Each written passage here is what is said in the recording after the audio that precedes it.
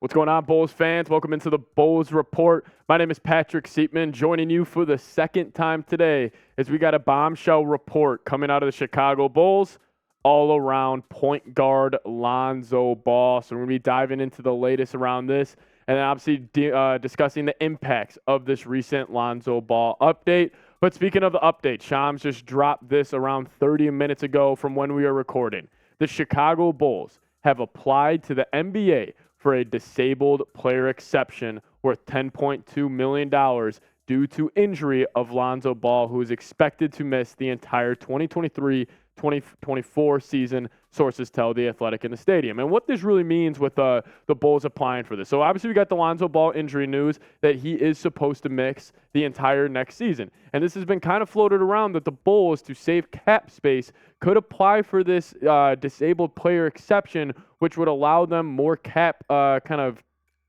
freedom and able to get this $10.2 million exception. And the Bulls have applied for it, and it's looking like the Bulls will be kind of granted this, which will allow them more cap space, but it also means Lonzo's time in Chicago is most likely over. And we've talked about it. Lonzo, when he was with the Bulls for those glorious 35 games, it was fantastic. I mean, Lonzo, that year when the Bulls were humming and they were the number one seed in the Eastern Conference, led by Lonzo Ball, DeMar DeRozan, Zach LaVine, Nikola Vucevic, and Patrick Williams, they were one of the more fun teams to watch in the NBA. And Lonzo Ball, he filled up the stat sheet every single night. He was a walking triple-double waiting to happen at that point guard position. 6'6", can guard 1 through 3, was a floor general, was just an overall great leader. And we've really kind of seen him come into his own. But during that first half of the season, 13 points a game, just under 6 rebounds, 5 assists per game, and very solid efficiency. 42.3 from the field, and then also 42.3 from deep.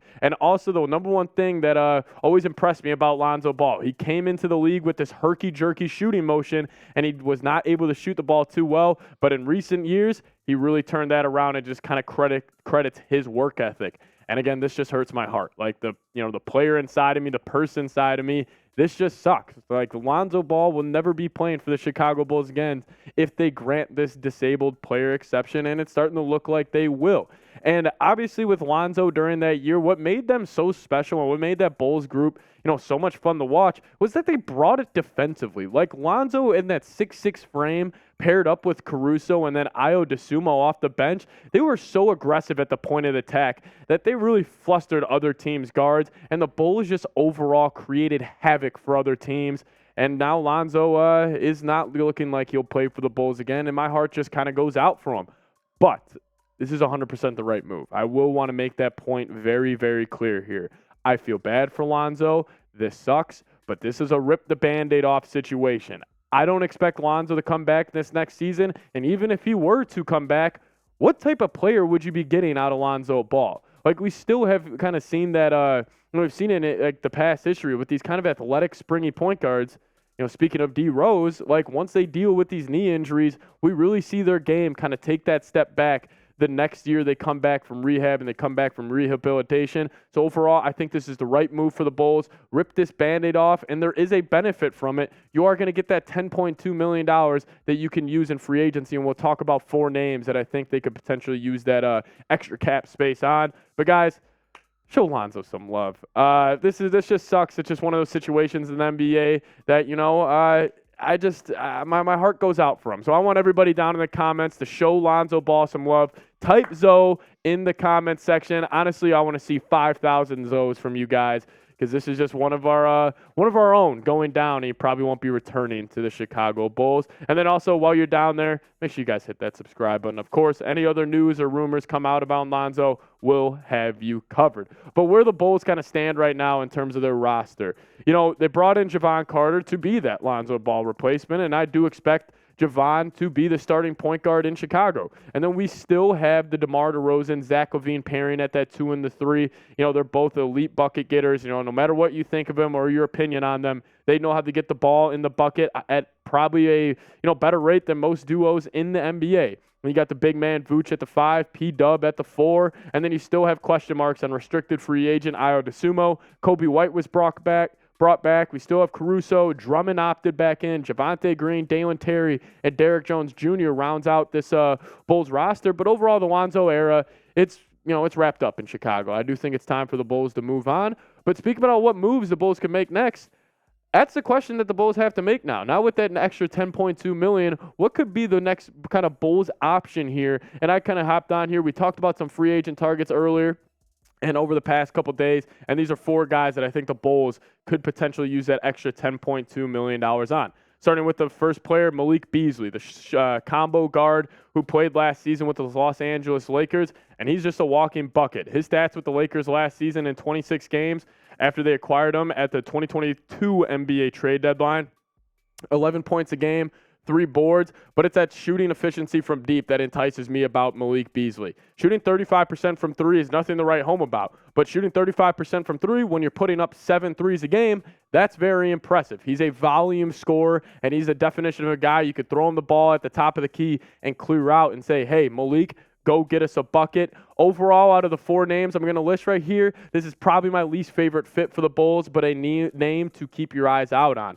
And a name that could be one of my favorites on this list is Kelly Oubre Jr. I've been a fan of his game ever since he entered the league, and we talked about him on this show multiple times. I think his 6'7" frame and combine that with the shooting ability and the scoring ability he has, I think he can fit into any team, but he can specifically fit in with the Chicago Bulls. This past season in Charlotte, we saw his highest scoring output out of any career out of any season throughout his NBA career, scoring over 20 points a game, and the efficiency's not there. But again, the usage rate and the volume was up, so obviously efficiency is going to go down. Now the question is with Oubre, if he were to be brought into the Bulls, could he average maybe just a 12, 13 points per game during next season, but up that efficiency, whereas efficiency could be floating around 48 or maybe, 37% from deep. I think that's that sweet spot with Kelly Oubre, but I do think he's a sneaky good defender as well just because of his natural size. Number 3 on my list is Grant Williams from the Boston Celtics. He is a restricted free agent, so this could be a potential sign and trade. Maybe you throw Ayo DeSumo, who knows,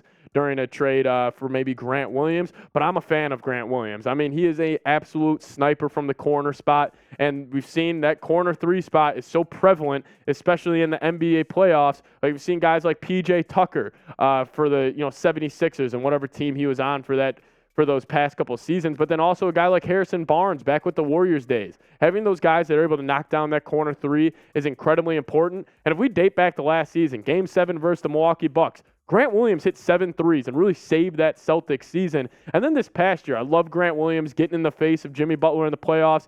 Yes, Jimmy did end up clowning him in the end, but it kind of showed the stones that Grant Williams has on that he was able to challenge Jimmy during that playoff series versus the Miami Heat. I'm overall a fan of Grant Williams, and I like his size that he could add to the Bulls. Number 4 on my list, another least likely option, but a cheaper option that maybe the Bulls could use with that biannual exception of $4.5 million is T.J. Warren. And I wish this was bubble T.J. Warren when T.J. Warren was dropping 30, 40-point games on the nightly back during the bubble season. But this past year, he was involved during that Kevin Durant trade where he started off with the Brooklyn Nets, and then he shifted during the second half of the year after the trade deadline to the Phoenix Suns. We've seen his minutes go down when he got to Phoenix. That obviously reflected in his points per game going down as well. But the inefficiencies for T.J. Warren are obviously a concern. But in terms of a guy that you can maybe have that's not in the rotation every night, but maybe if somebody gets hurt and then you have to throw T.J. Warren in there, don't be shocked if T.J. Warren, has a sneaky 20-point game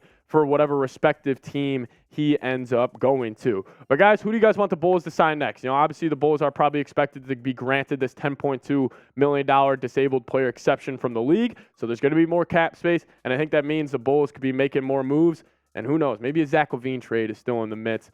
But really unlikely. But let me know, who do you guys want the Bulls to sign next? And as always, subscribe, stay in the loop. Any more Lonzo Ball news that we get, or maybe an update of them officially accepting this disabled player option, we'll have a video for you guys ASAP. Turn on those notifications. Stay in the loop of all Bulls news and rumors. We'll see you guys next time. Go Bulls.